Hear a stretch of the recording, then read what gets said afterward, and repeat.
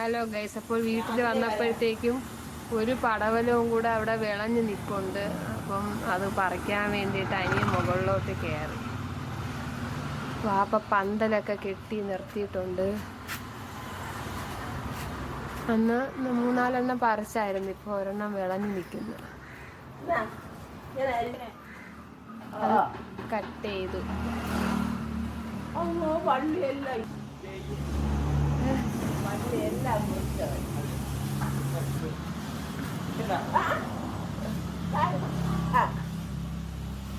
അങ്ങനെ പറിച്ചു ഗൈസ്. അപ്പോൾ നല്ല വലുതാണ്, അത്യാവശ്യം ഇച്ചിരി വലിപ്പമുണ്ട്. നിങ്ങൾ ഇതേപോലെ വീട്ടിൽ ഇതേപോലെയൊക്കെ ചെയ്ത് നോക്കണം കേട്ടോ. അടുത്ത വീഡിയോയുമായിട്ട് ഉടനെ വരുന്നതാണ്. നല്ല മുളക്.